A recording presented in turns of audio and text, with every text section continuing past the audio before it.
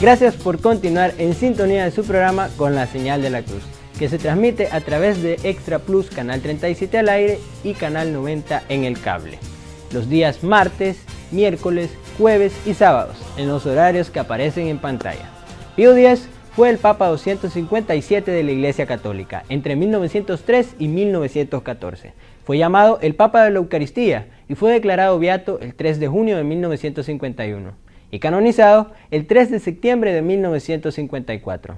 Las dos ocasiones por Pío XII. Hoy 21 de agosto celebramos a un papa, a San Pío X. Nació en un pueblecito de Venecia. Cuando era niño se quitaba los zapatos para ir a la escuela, y no por nada, sino porque la escuela estaba a 7 kilómetros de distancia de su casa, y entonces tal era la pobreza de su familia que así él intentaba no gastar los zapatos. A los 15 años entró en el seminario de Padua. A los 23 años ya era sacerdote y lo enviaron de coadjutor a Tómbolo.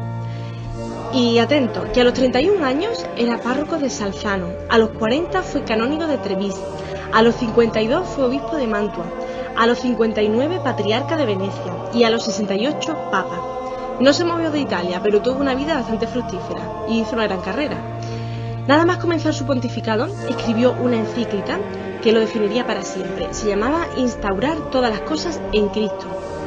Ese mismo año emprendió la reforma de la música religiosa, dio cauce legítimo a la acción católica, se metió de lleno en la doctrina social de la Iglesia, promovió la comunión frecuente de los fieles, reformó el Código de Derecho Canónico, apoyó la reforma del clero y creó el Instituto Bíblico, entre otras muchas cosas. En una carta enviada al secretario general de la Organización de la ONU, Ban Ki-moon, el Papa Francisco pidió a la comunidad internacional hacer todo lo posible para frenar las masacres de cristianos y otras minorías en Irak, que siguen sufriendo la violencia y la intolerancia del Estado Islámico en el norte del país. Pide a la ONU que actúe para frenar la violencia en Irak. Así lo expresa en una carta dirigida al secretario general Ban Ki-moon, en la que pide paz y seguridad para la zona y además urge a enviar asistencia humanitaria a los refugiados en el norte del país, donde han huido los cristianos y otras minorías por la amenaza de los yihadistas. Francisco también pide que se usen las normas y mecanismos del derecho internacional para parar los ataques y asegurar el regreso de los desplazados a sus hogares. El Vaticano está ayudando a la población por varias vías. El martes viajó a Irak el enviado personal del Papa, el cardenal Fernando Filoni. Su misión consiste en llevar a las víctimas el aliento y la cercanía del Papa. El cardenal Filoni conoce bien Irak. Fue nuncio en Bagdad de 2001 a 2006 y no quiso marcharse del país cuando la guerra estalló en 2003. Además, el Pontificio Consejo Corunum, el organismo dedicado a ejercer la caridad en nombre del Papa, ha socorrido hasta ahora a unas 4.000 familias gracias a Caritas y a otras instituciones católicas. El prefecto de la Congregación para la Evangelización de los Pueblos, cardenal Fernando Filoni, antes de partir en misión especial del Vaticano a Irak, señaló que los cristianos iraquíes necesitan saber que la Iglesia Universal está con ellos, que no los abandona, y por ello su misión será llevar a estos pueblos la cercanía y la ayuda del Papa Francisco, quien probablemente también hubiera querido estar ahí en medio de esta pobre gente, que como muchas otras minorías, está en una situación de persecución y de fuga. El Papa se reunió con el cardenal Fernando Filoni en Santa Marta antes de que el purpurado viaje a Irak. Francisco le nombró enviado especial para dar apoyo y consuelo a la población cristiana que está sufriendo la persecución de los yihadistas del Estado Islámico. Durante el encuentro, el cardenal Filoni recibió las indicaciones del Papa para la misión. Es una misión para dar aliento y confianza, ayuda espiritual, moral y psicológica. Vemos que después de tantas dificultades por las que han pasado, estos cristianos pueden llegar a pensar que su país no volverá a ser más su país. El cardenal Filoni explica que su viaje también servirá para concienciar a las autoridades sobre la importancia que tiene proteger a estas minorías para el futuro de Irak. Mi misión será también sensibilizar a las autoridades para que busquen el bienestar de esta población y al mismo tiempo estudiar cómo ayudarles concretamente en esta situación y en el futuro. El viaje del cardenal Filoni a Irak es también un gesto que expresa que la Iglesia Universal está con los cristianos de Irak y que no les abandona. El enviado personal de Francisco viajará en unas horas a Irak. Además del consuelo espiritual y el aliento del Papa, lleva una suma de dinero que Francisco le ha entregado para atender las necesidades más urgentes de la población. Una campaña internacional lleva más de 41.000 firmas pidiendo a autoridades del gobierno de Italia y de la Unión Europea que brinden asilo a los cristianos perseguidos en África y Medio Oriente.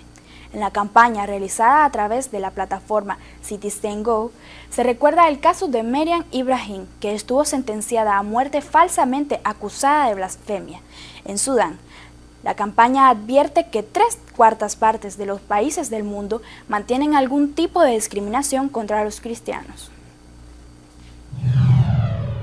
La Conferencia Episcopal Italiana y Caritas Italia recibirán en alguna de las 220 sedes de Caritas Italia que tienen en la península a familias iraquíes que huyen de la persecución del Estado Islámico, en especial a aquellos que huyeron a territorios vecinos.